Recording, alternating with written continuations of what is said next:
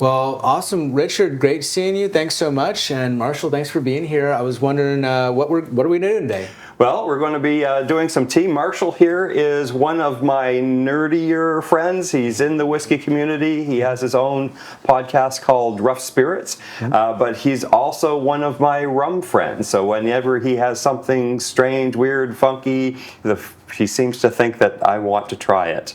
So we're going to try some weird, funky rums, and in that case, maybe you have a weird, funky tea, something? I was told to bring a weird, funky tea. And there's a lot of weird, funky teas that might not be weird and funky to a camera, so I was like, let me do something that's like, everyone can see how weird and funky it is, even if you can't smell and taste it.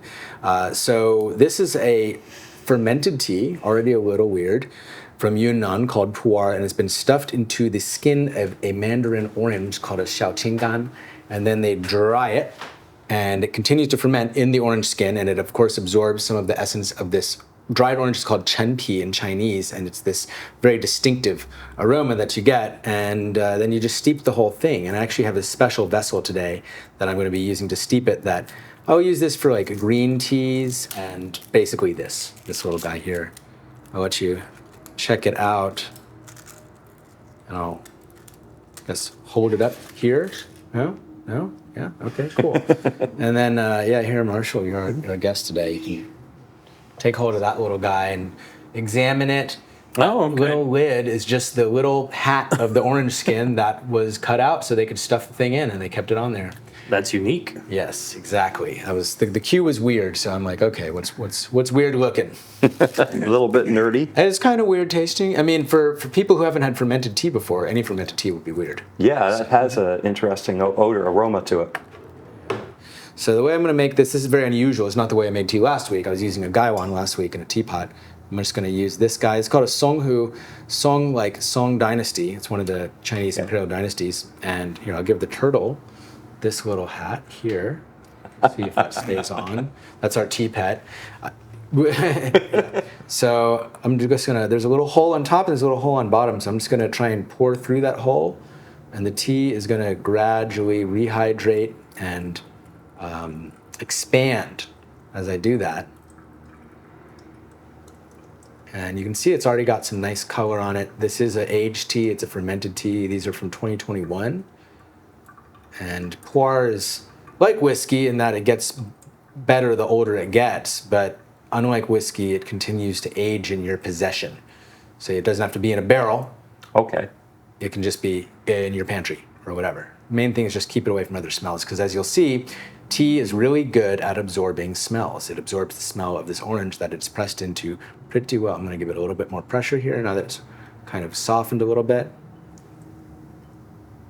And this vessel that I'm using, the shape of it dates back to the Song Dynasty. They wouldn't have been using glass, they would have been using ceramic. And they would have used this originally as a wine ewer to serve fermented beverages like wine, or even baijiu, Chinese liquor. So I'll just pour us a nice big carafe of this. My arm's getting a little tired, but it's okay. Do it for the gram. And you can see it expanding out. You see it coming out of the orange. The orange, yeah, starting to blossom emerging. and bloom, yeah. You can see this like rich color that you're getting off of that. And I got us some bigger teacups today so we can have a nice big warm cup of tea, especially because we're trying a bunch of different things over here. I can see there's a bunch of glasses, so I'm like, I'm going to prepare myself by drinking a bunch of Pu'er. They say it makes you less drunk. Pu'er makes you less drunk. They say jiejiu undoes alcohol. And also, a little more. They also say that it helps cure hangovers. So there we go. This is the Chinese hangover remedy. It's reminding me of the in the movie Aliens, where they have those pods that burst open. Great. Yeah, That's a really good association. I'll probably put that on the website when we're describing this tea. So I'm going to go ahead and... It's an alien pod, yeah. Yeah. So I'm going to go ahead and... Oh, I got coasters for you gentlemen. There you go. There's you, and Richard, and then myself. You brought the fancy cups today. Yes. I did, yeah. I don't remember what I used last time, but I was like, I need something photogenic. And also, these are a little bit bigger, so. Yeah, this holds a little bit more tea. Yeah, a little bit more tea. Let's see if I can do it without this orange. Do you have any experience with tea, Marshall? Outside of some good old Southern sweet tea, no, I do not. Yep. Most No, I do people, not. yeah, most people in America haven't encountered this. This is like a whole big thing that we talked about a whole lot last time, but it's like such a whole big thing that we'll just focus on drinking it, enjoying it. I'd love to hang out and drink tea with you another time when we're not doing a podcast. So go ahead and give it a smell. It's earthy. It's earthy. That's the tea itself turning into earth because it's fermenting. What you know, when leaves ferment is different than when fruit or grain ferments because it's not turning into alcohol. It's just decomposting. And then you're going to slurp it. There's almost a peppery note in there. Yeah. That's that dried orange peel. The dried orange peel doesn't smell like orange. It's not like what you think of oranges smelling like. It's got this medicinal quality to it. And it's spicy. And then exhaling through the nose after we take the sip. And that's similar with tasting spirits. That slurping actually awakens your palate and allows that to come in. And then again, passing it through and breathing out through the mouth afterwards helps you describe more flavors.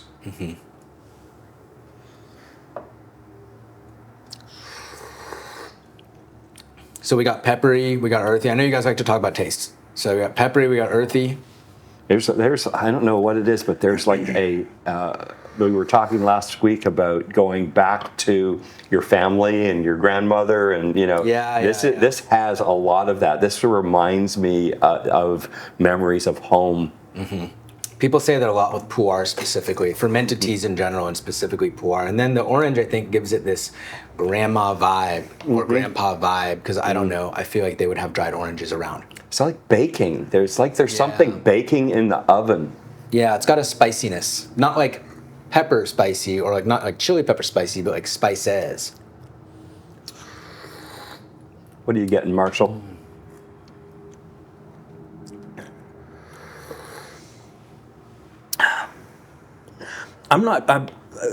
From the nose, I expected it to be a little bit darker, a little bit earthier, a little bit pepperier. None of that really persists there.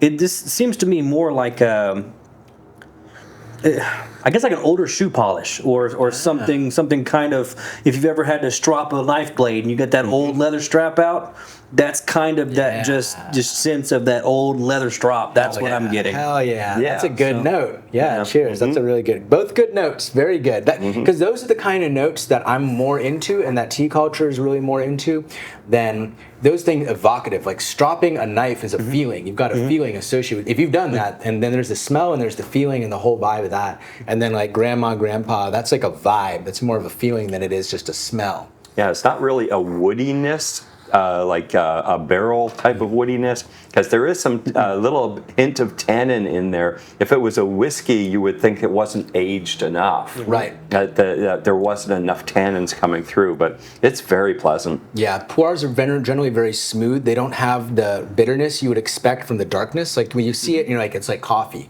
It's going to be bitter like coffee, or it's like whiskey. It's going to have that bite like whiskey. But they're generally very, very smooth and have those earthy notes. And it's just that like drinking like rainwater from a puddle on the ground. This is also reminding me of maybe after the glass is empty, whether we're smelling the empty glass, because this one seems to have some linger as a stain. Now I'm getting a meaty quality. Yeah, you remember that from last time. So when we're done with the cup, it's called the Lang Xiao, the cold fragrance. And so when you finish the cup, it's got to be dry. You drank every little sip of it, and then you kind of smell it dry, and you kind of wave it around a little bit. Let it cool a little bit and dry a little bit more, and you smell it again. You get this really complex, evolving fragrance. So for about 30 seconds, the fragrance is going to change from one thing to another, and you end up with this kind of lingering sweet quality. This one I get kind of like, I guess some of those little like caramely notes, and then there's that orangey quality also. I'm almost getting like roast beef baking in the oven, like a pot roast in the oven. Right, we're off to we're on to the main course. We're done baking the buns or whatever, and we're baking the meatloaf now, or pot roast. I like pot roast better than meatloaf as a tasting note. Yeah. So there you have it. This is my weird tea for the day, and it doesn't taste that weird. No, it doesn't. There's weirder tasting teas, but the people watching can't taste it. and they might not know what tea's even supposed to taste like. So I made something that looks weird and tastes good. But I'm here to try some weird stuff. So I'd love to dive into those guys. And I'll just keep making this one. I'll go ahead and refill this guy. And this is going to get darker as we go, as it opens up more. And it's going to be interesting while we're drinking the tea to go back to the rums that you brought there, Marshall. What was the first rum that you wanted to talk about? The first rum, I feel like it's so. My goal in bringing something that could potentially relate to a tea or to some other experience is to give you something that is not just a taste, something that is an experience. Mm-hmm. So I have two. The first one I brought is actually one of the more interesting ones. This is from an independent bottler called Dead Reckoning Rum. They're actually out of Australia. They're probably single-handedly responsible for bringing in the best, at least the most well-rounded palette of Australian rums to the American market. Now, this is kind of their take on a black tot or a navy style of rum. What I love about this and what I think makes this one so special truly is the fact that it takes your palate on a ride. There's a listed section, a listed region of countries, and I know the exact distilleries from each one of these countries. And there is something iconic about each one of those different distilleries inside of this particular bottle. Now, I will say it is a little bit on the higher proof side for what most drinkers would consider. This is 55%. Generally speaking, the average consumer is somewhere around 40 to say 50% alcohol by volume, being that this one's at 55, and it incorporates a very robust flavor set of very interesting rums. Mm-hmm. The average drinker is going to have a little bit of a hard time starting with this, but you could easily work somebody up to this because it's not the overwhelming cast strength like what somebody like myself and kind of my interwebbed crew of people really chase with the hard single barrels, the crazy stuff, which is actually the next bottle that I'm going to show you guys. But like I said, this one here being the Antelope blend, the HMS Antelope. This is the copy of the Navy Rum blend. So Navy Rum, because there's a Navy Rum and Navy Proof. Does that mean the same thing? No, technically speaking, there is no designation and no specification for Navy Rum. That does not exist. There is no legality to that. There is nothing legal to that. Now, gunpowder proof or Navy proof is basically the minimum threshold that you have to have in alcohol by volume before it starts to affect the gunpowder itself. So back in the old days, back when you were still musket loading and single shot loading, if you spilled your whiskey and it was 38%, you ruined your gunpowder. But if you spilled your whiskey and it was at least 114 proof, you wouldn't ruin your gunpowder. Oh my god. So there's where gunpowder proof goes. That's where Navy strength rum is. So when you get actual Navy rum, true to God, Navy British Royal Navy rum, which is pretty much all locked into flagons over in Britain and Germany and other places like that, you get that at 108.2.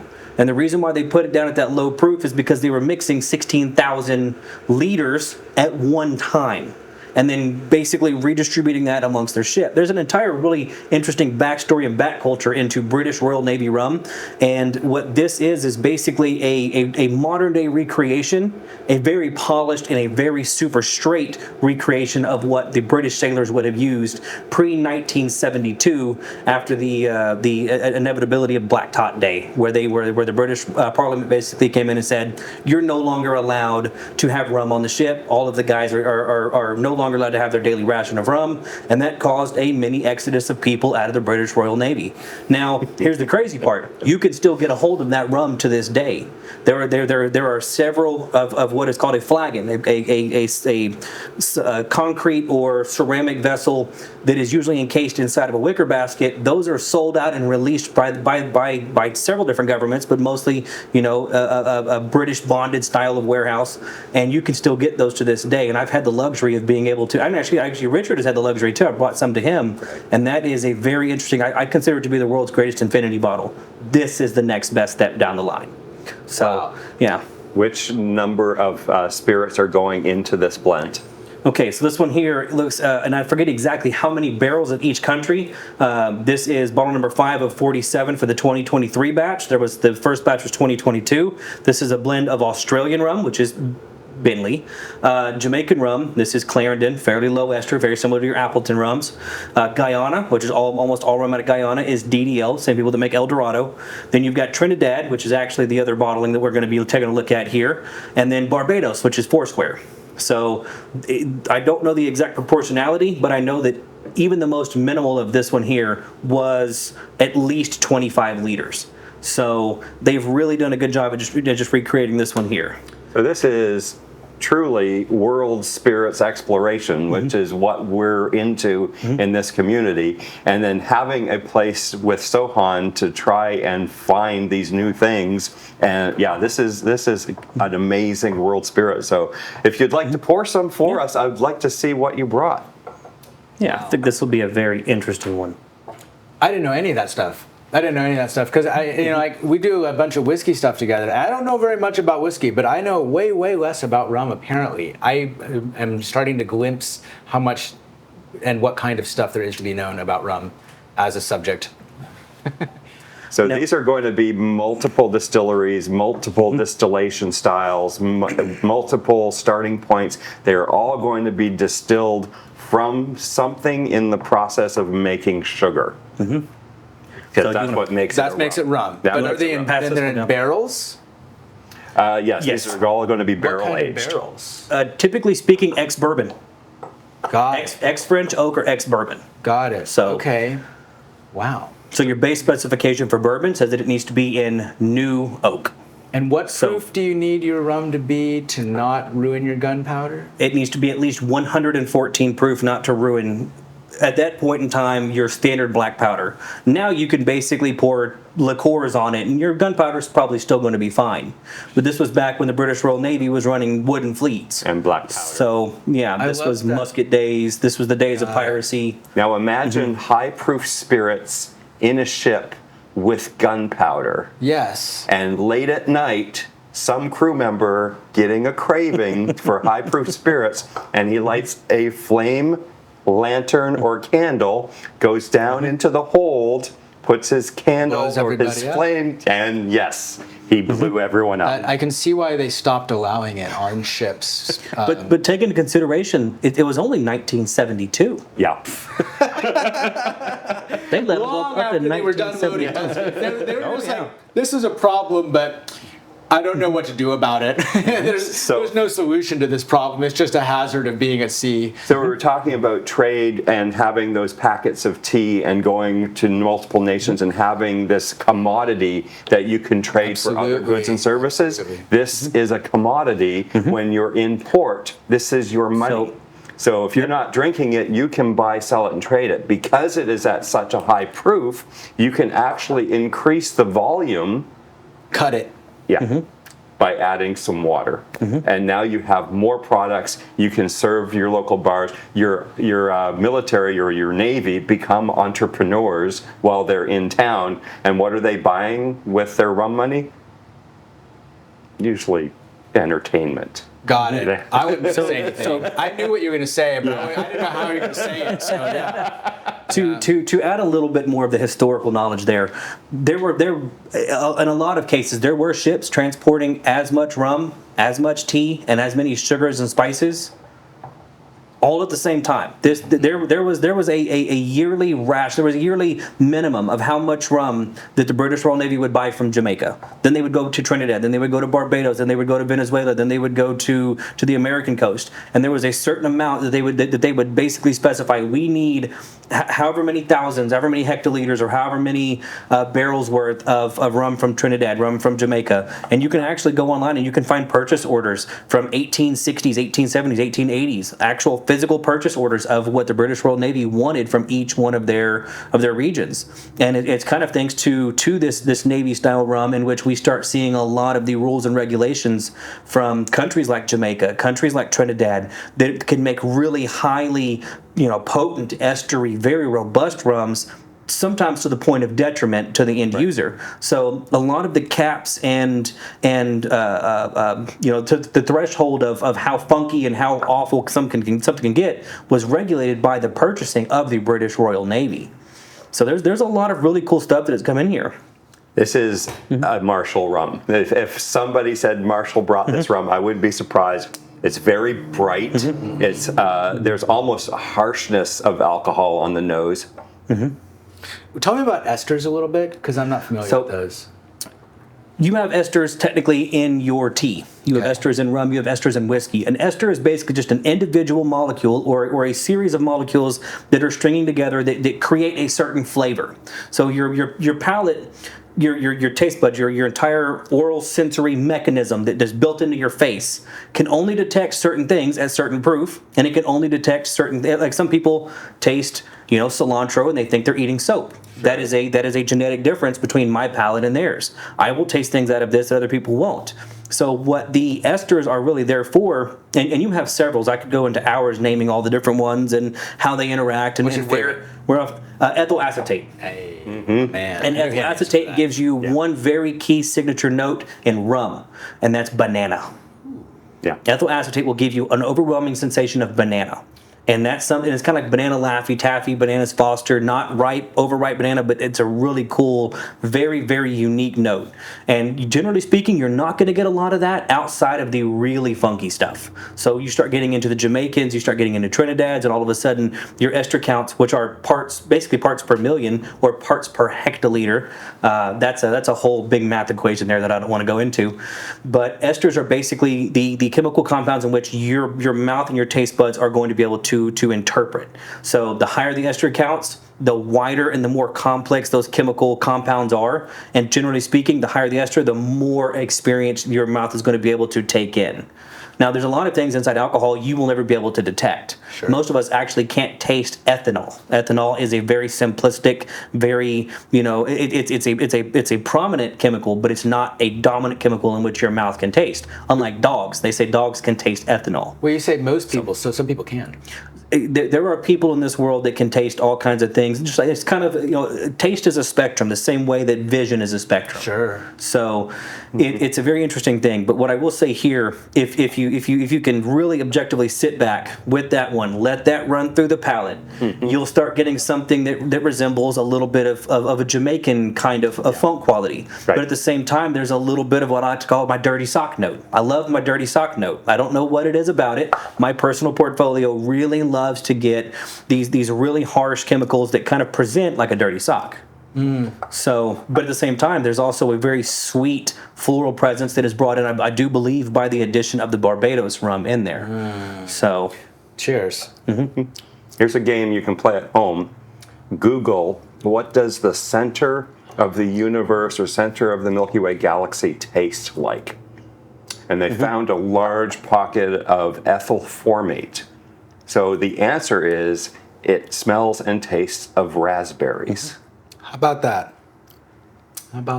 So these chemicals is what our brain is analyzing, and we're filtering it through our memories of our senses. So when we're sitting there talking about our grandmother or that pot roast in the oven, these types of senses are filtered through our own memories and our own senses. Wow. And these esters, they come from the barrel or they come from the sugar cane? So they're going to be coming from the yeast acting on the sugar to begin with. Those are going to be some of the flavors that get started. In rum, they also can do something called a backset, which is also done in whiskey, but in rum they call that dunder. And that dunder is taking some of the remains after distillation and reserving that for the next distillation run. Those are things that are going to bring in that funky note that he said. A lot of people describe that funky hogo, that's another word for funk, hogo, yeah. I like it. I like it. That note is described by a lot of people, and many people, especially in the whiskey world, it's like, what do you mean by that? And it's almost like it can be a number of different fruit flavors like banana, or it could be pineapple, but it's also a little bit deeper and richer and earthier. And so that's where that Jamaican funk comes from that they're talking about. Cool. now the highest ester that I know is in here, and this is going to sound a little crazy, is only roughly about 220 parts per hectoliter. So we're talking a very, very minuscule. This is low ester counts in relation to, say, like the New Hampton's 8 Mark collection, which is 8 unaged, individually designed and distilled rums that are definitely a one of a kind, experience that is singularly worthy of half a day worth of just taking your time. They're nice together. So, Yes. Rum really brings the orange out of the tea. Mm-hmm. It's really lovely. I'm not used to drinking rum. I almost never drink rum, and usually when I do, it's in some kind of cocktail. Mm-hmm. So I haven't had a lot of straight rum, and it's nice getting this glimpse of it. It's cool. Like, this is very deep, nerdy stuff, which I'm into. And I know a little bit about for whiskey. I know a whole lot about for tea, and it's nice to be able to encounter that with something that's a little bit new. Because, like, I'm like, I drink rum and cokes, sometimes. That's Right. pretty much my, and I guess, when the pina colada's got rum? Mm-hmm. Yeah, so, like, those are the times that I'm familiar with rum. But, of course, it's got a whole bunch of stuff to it, because people like to make a whole bunch of stuff out about whatever. Yeah, but it's this interesting, because you have way more countries, it sounds like, making rum than you do whiskey. Yeah, all Far over more. the world. Yeah. Far more countries making rum than whiskey. It's imperialism. And actually, that is where all of this comes from. It comes from nations exploring around the world and taking this trade around the world. It can be a problematic conversation in terms of how that trade evolved. Most recently, with the modern rums, a lot of these distilleries are giving back to the communities that they're involved in. The production of sugar actually crashed. We've found cheaper and easier ways to make sugar. So having a large plantation and modern machinery makes the production of sugarcane a little bit easier and less laborious. You don't need slaves. is Yeah, what you're saying. exactly. Yeah, okay. Exactly. Cool. Well, that's cheers to that. Cheers. Where can we find you on the internet, Marshall? So I run a YouTube channel and Instagram. You're probably going to find me most often somewhere on an Instagram live and just talking about spirits, talking about a little bit of everything. Whiskey, bourbon was my first love, and rum is now my passion. So this is something that I'm trying to chase a little bit more. You can find me on YouTube at Rough Spirits. You can find me on Instagram at Rough Spirits. And I've been working on a couple of different podcasts, and I really haven't narrowed down exactly what we're going to do, but there will be a podcast routinely with a bunch of other rum content creators that will be coming out shortly. So that's going to be a real fun, hopefully workable, episodic kind of thing coming out soon. And we're Whiskey Provisioners, and we're meeting here at West China Tea with Sohan, and we are doing World Spirits exploration while we bring in interesting friends and talk about tea. Next week, I think we're going to be bringing in a brand representative for the state of Texas. It's going to be Compass Box, and he's doing blending, and he's going to talk about integrity in the spirits world. And this is Sohan. You can find us here in Austin, Texas. That's us. That's you too, Yeah, right? sure. Yeah. Hey, Austin, Texas. Here in Austin, Texas. On the freeway until we move. When they expand the freeway and tear us down, we'll talk about that in the future. And you can find us online at West China Tea. You can find us on YouTube at Tea House Ghost and Justice Cup. Instagram, West China Tea. TikTok, West China Tea. That's about it.